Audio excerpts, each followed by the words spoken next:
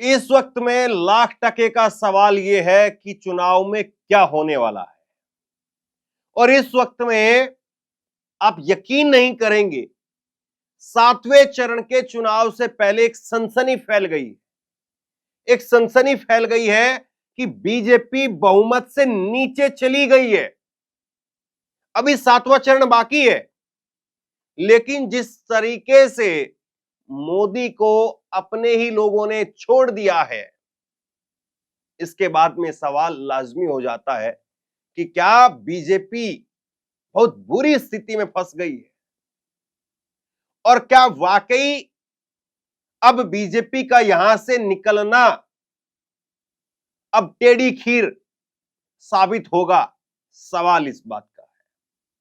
मैं आपके सामने एक बड़ी खबर रखने जा रहा हूं और किस तरीके से एकदम धड़ाधड़ जैसे राहुल गांधी नारा दे रहे हैं आजकल खटाखट, वैसे ही टीवी चैनलों के अंदर धड़ाधड़ ये बहस होने लगी है।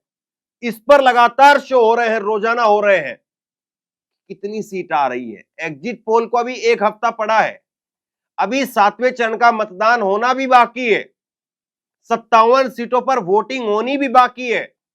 लेकिन अभी से इस बात को लेकर के सवाल उठ रहे हैं और जो बड़े एक्सपर्ट हैं, बड़े चुनावी विश्लेषक हैं, उन्होंने इस बात को सिरे से खारिज कर दिया है कि बीजेपी 400 पार जा रही है। सांकेतिक रूप से वो इस बात को मान चुके हैं कि हां, कहीं ना कहीं बीजेपी का इस वक्त में बीजेपी को एक जबरदस्त झटका है और इस मामले में अब बीजेपी के पास में कोई बहुत बड़ा मुद्दा बचा नहीं है कि वो अपने आप को बहुमत के पार भी ले जा पाए। मैंने कल 2 बड़े चुनावी एक्सपर्ट, उनके बारे में आपको बताया था। संजय कुमार, लोकनीति CSDS के सह संयोजक, उनके बारे में बताया था और उसके साथ साथ मैंने आपको प्रदीप गुप्ता के बारे में बताया था। प्रदीप गुप्ता जो कि MD है एक्सिस माई इंडिया के। और आज मैं आपको बताने जा रहा हूं तीसरे बड़े चुनावी विश्लेषक यशवंत देशमुख के बारे में, जो कि सी वोटर के फाउंडर है। सी वोटर जो कि ABP न्यूज के लिए सर्वे करता है। ये प्रदीप गुप्ता वो आज तक के लिए सर्वे करता है और बाकी इनके सर्वे को हर चैनल पर इस्तेमाल करके दिखाया जाता है। यानी आप ये कहें कि जितने बड़े चैनल हैं, उनके जो सर्वे सर्वा वो इस बात को मान रहे हैं कि भैया बीजेपी की बात नहीं बन रही है। अब इन्होंने क्या कहा है, कैसे कहा है, क्यों कहा है, मैं आपको बताऊं, लेकिन उससे पहले आप जरा तस्वीर देखिए। आज राहुल गांधी बिहार के अंदर थे और बिहार में राहुल गांधी का मंच टूट गया, लेकिन राहुल गांधी जस के तस खड़े रहे। मंच टूट गया, लेकिन राहुल ने कॉन्फिडेंस नहीं खोया। सिक्योरिटी वाले कहने लगे कि चलिए निकल लेते हैं यहां से, आपके लिए दूसरी कोई व्यवस्था कर देंगे, बस या गाड़ी पर खड़े होकर के भाषण दे देना, बात वहां से बोल देना अपनी। लेकिन राहुल उसी मंच पर रहे। मीसा भारती, लालू यादव की लड़की, वो उनके साथ थी, बाकायदा उनका हाथ पकड़ा और राहुल गांधी बड़े कॉन्फिडेंस के साथ में नजर। क्या जीत का कॉन्फिडेंस अब नेताओं के अंदर आने लगा है। आप सोचिए कि अगर राहुल गांधी वहां से घबरा करके अगर मंच छोड़ते तो सामने जो भीड़ बैठी हुई थी हजारों की तादाद में, क्या स्थिति होती, वहां पर भगदड़ मच जाती। क्या यही जो है वो कॉन्फिडेंस अब ये चुनावी विश्लेषक समझ रहे हैं। प्रदीप गुप्ता, संजय कुमार और आज इस कड़ी के अंदर तीसरा नाम जुड़ गया है यशवंत देशमुख का। यशवंत देशमुख ने क्या कहा है, किन चीजों की तरफ इशारा किया है, मैं आपको बताने वाला हूं। लेकिन उससे पहले एक बार जरा ये देखिए, आप तस्वीर देखिए कि कैसे राहुल का मंच टूटा और राहुल ने वहां पर अपने आप को और साथियों को सबको शांत करके रखा। राहुल गांधी जिंदाबाद, तेजस्वी यादव जिंदाबाद, महागठबंधन जिंदाबाद, जिंदाबाद जिंदाबाद, तेजस्वी यादव जिंदाबाद, जिंदाबाद जिंदाबाद, गठबंधन जिंदाबाद, जिंदाबाद जिंदाबाद। ये कॉन्फिडेंस नेताओं का जरूरी है। आपको देश संभालना है तो कम से कम देश संभालने से पहले आपको मंच और परिस्थिति संभालनी आनी चाहिए। ये बड़ी जरूरी बात है। लेकिन अब जो है इंडिया गठबंधन के नेता कम से कम कॉन्फिडेंस के साथ इस बात को कहते हुए नजर आ रहे हैं कि लिख करके ले लीजिए, नरेंद्र मोदी 4 जून को प्रधानमंत्री नहीं बनने जा रहे हैं। यूपी में और बिहार के अंदर तूफान आ रहा है, तूफान, इंडिया गठबंधन का तूफान चल रहा है। और ये जरा तस्वीर देखिए, आज गाजीपुर की तस्वीरें हैं, गाजीपुर की तस्वीरें हैं और गाजीपुर के अंदर बड़ा जबरदस्त तरीके से जनसैलाब उमड़ा। मत भूलिए कि गाजीपुर में मुख्तार अंसारी की मौत के बाद मिट्टी देने के लिए भी लोगों पर लाठियां चली थी। और गाजीपुर की ये तस्वीरें अपने आप में इस बात की गवाही है कि गाजीपुर में क्या हो गया है। अब मैं आता हूं यशवंत देशमुख के बात पर। संदीप चौधरी के साथ में यशवंत देशमुख एक शो पर थे और उन्होंने सवाल किया कि आप एक हफ्ते के बाद में तो बहुत कुछ बताने ही वाले हैं, अभी फिलहाल ये बता दीजिए कि स्थिति क्या है। एक झटके में उन्होंने कहा कि 400 पार वाली स्थिति नहीं है। दूसरे लाइन में उन्होंने कहा कि बीजेपी ने जो टिकट बांटे हैं उसकी वजह से बहुत बड़ा नुकसान हो रहा है। जो सांसदों के प्रति गुस्सा है, उस गुस्से को नरेंद्र मोदी की सरकार झेल नहीं पा रही है। इस बात को उन्होंने कहा। देखिए, नंबर अभी कोई नहीं बता रहा है, लेकिन ये डिबेट चलना ही अपने आप में, और डिबेट में इस लाइन पर बहस होना ही अपने आप में, ये मान करके चलिए कि आज तो कम से कम अभी तक मोदी सरकार है। और आज मोदी जी के होते हुए वो मीडिया जो बीते 10 साल में उन्होंने तैयार की, उन चैनलों के ऊपर अगर सर्वे इस तरह के चल रहे हैं या इस तरह के सर्वे का जिक्र हो रहा है, चर्चा हो रही है, तो इसका मतलब सीधी सी बात यह है, लोगों ने फॉर्मूला निकाल लिया है। गोदी मीडिया अगर 5 बोलती है तो 10 मानिए, 10 बोलती है तो 20 मानिए, 20 बोलती है तो 50 मानिए। ये लोगों ने फॉर्मूला निकाल लिया है। गोदी मीडिया अगर कहती है कि 5 सीट का नुकसान है तो 10 का मानिए, 10 बोलती है तो 20 का मानिए, 50 बोलती है तो 100 का मानिए। अब लोग कह रहे हैं इस बात को कि अगर गोदी मीडिया पर भी ये चर्चा होने लगी है, अगर वहां पर भी ये कहा जा रहा है, तो इसका मतलब ये है कि अंदर खाने बहुत नीचे तक नुकसान हो गया है। और इसके साथ साथ जो है राहुल गांधी वो बड़ा चुटकी लेने लगे हैं। आज राहुल ने एक बड़ी सीधी बात कह दी। राहुल ने कहा कि मोदी जो परमात्मा वाली जो कहानी कहने लगे हैं टीवी इंटरव्यू के अंदर कि मुझे परमात्मा ने भेजा है, ये कहानी इसलिए कह रहे हैं क्योंकि कल को अगर सरकार फंसती है, जब सरकार बदल जाएगी और ये सरकार जो तत्कालीन सरकार है और इस तत्कालीन सरकार के प्रधानमंत्री हैं नरेंद्र मोदी, इन पर सीबीआई और ईडी का शिकंजा कसता है, इनसे पूछताछ होती है, तो ये कह देंगे कल को कि परमात्मा ने मुझे जो है वो ये काम करने के लिए बोला था। अब बताइए कैसे जो है वो राहुल ने पूरी कहानी को घुमा दिया। सुनिए एक छोटा सा हिस्सा। ये उन्होंने पता है क्यों कहानी निकाली है, ये परमात्मा वाली? क्योंकि चुनाव के बाद जब वही ईडी के लोग नरेंद्र मोदी से अदानी जी के बारे में पूछेंगे तो नरेंद्र मोदी कहेंगे मैं नहीं जानता, परमात्मा ने कहा था। ये इस वक्त की स्थिति है। और इसको गोदी जो अभी भी जिनकी आंखें नहीं खुल पाई है, जिनको लगता है कि नहीं अभी भी जो है वो मोदी जी 400 पार आ रहे हैं, वो अभी भी लगे हुए हैं। ये मीनाक्षी जोशी हैं, इंडिया टीवी की एंकर हैं। तकरीबन मैं इनको योगा करते हुए देखता हूं। योगा करना वैसे बहुत अच्छी बात होती है, लेकिन कभी कभी पत्रकार अपने आप को कहलाती है तो वो भी तो कर लेना चाहिए ना, पत्रकारिता भी तो कर लेनी चाहिए। योगा ट्रेनर तो नहीं है ये। तो इन्होंने लिखा कि ईश्वर को लेकर के सबके अपने भाव हैं। राहुल गांधी ने भी तो कहा था कि वो शिव को जानते हैं।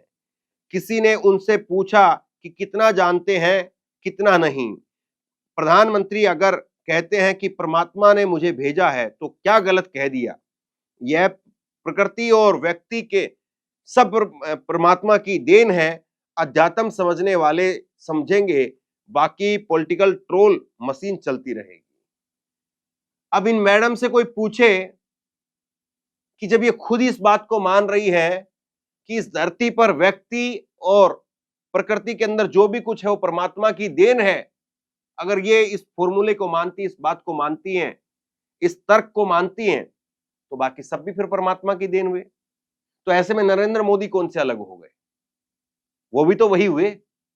लेकिन जबरदस्ती देखिए आप कैसे कहानी को डिफेंड किया जा रहा है और कैसे नरेंद्र मोदी अपने आप को एक चलिए रहने दीजिए, ज्यादा बात हो जाएगी, छोड़ दीजिए। अब योगेंद्र यादव का भी एक वीडियो मैं आपको दिखा देता हूं। योगेंद्र यादव ने लिखा कि दरबारियों ने छोड़ा बीजेपी के बहुमत का दावा, अब आई बहस सही सवाल पर। चुनाव आकलन वाले मेरे वीडियो को लेकर के हुए दुष्प्रचार पर मेरी प्रतिक्रिया साफ है कि गोदी मीडिया ने अब चुपचाप मान लिया है कि बीजेपी को बहुमत नहीं मिल रहा है। अब सवाल सिर्फ इतना बचा है, क्या एनडीए को बहुमत मिल सकता है, आ सकता है? अब बहस सही बिंदु पर आ गई है, खेल देखते जाइए। ये जो है वो योगेंद्र यादव ने कहा, और ये योगेंद्र ने कहा जो मैं आपको सुनाने जा रहा हूं, लेकिन जरा समझ लीजिए कि ये क्यों कहा उन्होंने, इसके मायने क्या है। दरअसल हुआ ये कि योगेंद्र यादव ने एक वीडियो पोस्ट किया और उस वीडियो का स्क्रीनशॉट लेकर के प्रशांत किशोर और गोदी मीडिया ने उस पर खबरें बनानी शुरू कर दी कि देखो योगेंद्र यादव कह रहे हैं कि बीजेपी की सरकार बन रही है, जबकि योगेंद्र यादव ने कहा था कि बीजेपी 240 से 260 तक आ रही है और उसके सहयोगी में की सीट जो है उसकी भी कमी हो रही है, उसका भी नुकसान हो रहा है। और ये ट्रेंड अभी 57 सीटें और बाकी हैं, जिसमें 13 सीट पंजाब के अकेले है, 9 सीट बंगाल में है जिस पर बीजेपी का खाता नहीं खुला था, तो 22 सीटें तो ये और हो गई यहां पर, तो 22 सीटें और कम आप देख लीजिए। तो ये योगेंद्र ने कहा था, लेकिन इसको दूसरे तरीके से जो टिल्ट कर दिया गया। अब उस पर क्या जवाब आया है योगेंद्र यादव का, सुनिए। पब्लिक लाइफ में एक चीज मैंने सीखी है, अगर आप कोई बात कहें और दोनों साइड उससे थोड़ा थोड़ा परेशान हो, तो इसका मतलब है कि सवाल नाजुक है और आपने सटीक बात कही है। यही इस बार हुआ जब से मैंने कल रात को लोकसभा चुनाव के आकलन 5वें फेज के बाद अपना फाइनल आकलन पेश किया एक वीडियो में।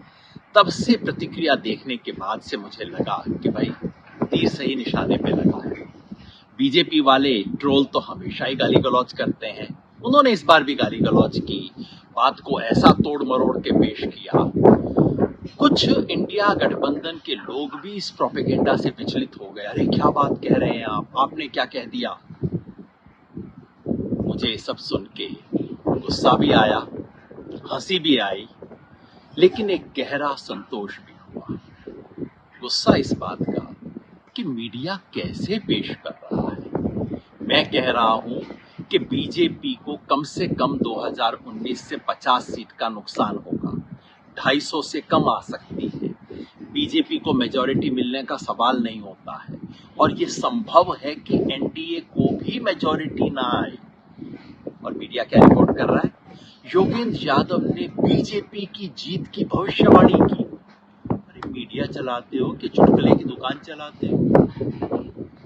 हंसी इस बात की आई कि बीजेपी के दरबारियों को और उनका समर्थन करने वालों को भी योगेंद्र यादव का कंधा चाहिए अपनी बात की विश्वसनीयता बनाने के लिए। शुक्रिया कहने का मन किया, लेकिन एक गहरा संतोष इस बात का हुआ कि आखिर ये बहस उस बिंदु पे आ गई जहां पिछले 1.5 महीने से मैं इसे लाना चाह रहा था। 1.5 महीने से मैं कह रहा हूं कि भाई ये 400 पार की बात टोटल फिजूल है, बकवास है, 420 है, झूठा प्रोपेगेंडा है, इस पे बात करने की जरूरत नहीं है। इतने महीनों तक बात करने के बाद अब मीडिया ने इस पे पूर्ण विराम लगा दिया है। मैं ये भी कह रहा हूं कि 303 के ऊपर जाने की बात नामुमकिन है। लगता है 303 के ऊपर की बात करने वालों ने भी अब वो बात छोड़ दी है। मैंने ये भी कहा कि बीजेपी को 272 के ऊपर नहीं जा रही है, 272 से नीचे है। लगता है बिना बोले बीजेपी के समर्थकों और मीडिया के मित्रों ने इस बात को भी स्वीकार कर लिया है और बहस उस बिंदु पे आ गई है जो मैं पहले से कह रहा हूं कि असली बहस केवल इतनी है कि क्या पूरा एनडीए मेजॉरिटी ला पाएगा या नहीं ला पाएगा। मैंने ये कहा कि 5वें दौर के अंत में एनडीए आगे था, इंडिया पीछे था। मैंने ये भी कहा कि ये संभव है अगर ये स्थिति और चलती रही, जो खबर हरियाणा से, दिल्ली से, पूर्वी उत्तर प्रदेश और पश्चिमी बिहार से मिल रही है, अगर वो चलती रही तो ये भी संभव है कि इंडिया ऊपर हो जाए और एनडीए नीचे हो जाए। मतलब ये चुनाव पलट चुका है। ये सरकारी और दरबारी मीडिया के प्रोपेगेंडा से सावधान। बस देखते रहिए खेल चुनाव का और खेल मीडिया का। सबसे बड़ा सवाल यह है कि अब कुल मिलाकर के हर कोई 400 पार की बात छोड़ दीजिए, सिर्फ बात इतनी हो रही कि बीजेपी का बहुमत है या बीजेपी बहुमत से नीचे है। बीजेपी की सरकार बन रही है, बीजेपी की सरकार जा रही है। यही मोदी जी नहीं चाहते थे। मोदी जी चाहते थे कि 400 नहीं तो कम से कम 300, 350, 300, 350 की बहस होती रहे, ताकि सरकार बन रही है कि जा रही है इस पर बहस ना आए। लेकिन असल बहस वहां पर आ गई है और अब सवाल उठ रहे हैं। अब टीवी चैनलों में इस बात को लेकर के पूछा जा रहा है कि भैया बताओ कैसे बहुमत हासिल होगा, और इस बहुमत के लिए जो मुद्दे हैं लोगों के बीच में, महंगाई, बेरोजगारी और दूसरे तमाम तरीके के मुद्दे, और मैं लगातार इस बात को कह रहा हूं कि जो वोट देने के लिए नहीं निकल रहे हैं उस पर किसी का ध्यान नहीं है, कि जो वोट देने के लिए नहीं निकल रहे हैं, जो वोटिंग परसेंटेज डाउन हो रहा है, ये अपने आप में बहुत बड़ा फैक्टर है। बीजेपी का मतदाता 10 साल की सरकार होने के कारण आज आप समझ सकते हैं कि वो किस स्थिति के अंदर होगा, और उसको बीजेपी के वोटर को, बीजेपी के लोगों को, बीजेपी के सांसदों को वो खुल करके रोते हुए सामने आते हैं कि हमें कुछ मिला ही नहीं, जो कुछ मिलता है ऊपर ही ऊपर कट जाता है सब कुछ, दिल्ली के अंदर ही सारा कमीशन और सब कुछ रह जाता है। बीजेपी के लोग इस बात को, आप ऑफ द रिकॉर्ड उनसे बात कीजिए तो आपको खुद बताएंगे। तो ऐसे में जो खुल करके आ रहा है सामने वोट देने के लिए, वो कौन आदमी है जिस पर पिछले 10 साल में अत्याचार हुआ है, अन्याय हुआ है, जो जेल में गया है, जिसने आंदोलन किए हैं, जिसने लाठियां खाई है, जिसके पेपर लीक हुए हैं, जिसका नौकरी चली गई, जो नौकरियों में थे, जिनकी कोरोना के अंदर सिस्टम से जूझते जूझते जान चली गई, वो लोग आधे घंटे लाइन में जरूर खड़े हो सकते हैं, लेकिन वो लोग लाइन में खड़े नहीं हैं जिन लोगों को लगता है कि भाई 10 साल में कुछ नहीं मिला तो आगे क्या मिलेगा। वो लोग घर में बैठ गए हैं। और ये जो बड़ी बात है, मुझे लग रहा है कि कोई हिट नहीं कर पा रहा है। ये अपने आप में एक बहुत बड़ा मुद्दा है। लेकिन आप इसी एक बात से, सिर्फ एक लाइन से समझने की बात हो, अगर कोई कहे कि मैं सारी बात को नहीं समझूं, सिर्फ एक लाइन बता दीजिए, तो मैं एक लाइन ये कहता हूं कि मोदी जी के होते हुए आज उनके हारने और जीतने के ऊपर चर्चा हो रही है। इसी से आप समझ लीजिए कि आज स्थिति क्या है। वरना मोदी के नाम पर हार की तो बात ही नहीं हो सकती थी कि मोदी हार जाएं। बात यह हो सकती थी 295, 300, 350, 400, इससे नीचे नहीं। बहुमत का तो आंकड़े के आसपास भी नहीं, बहुमत से तो ऊपर ही ऊपर 300, 350, 400, इन तीन चीजों को लेकर। और अब बस इंतजार करिए, 1 या 2 दिन के अंदर सुधीर चौधरी जैसे लोग भी इसी लाइन पर आएंगे और वो खबर भी मैं आपको दिखाऊंगा।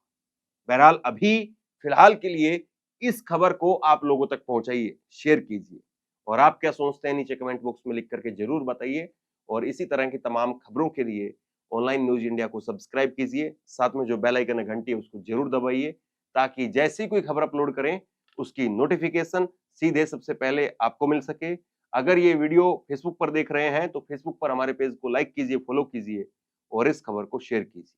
आपका बहुत बहुत धन्यवाद।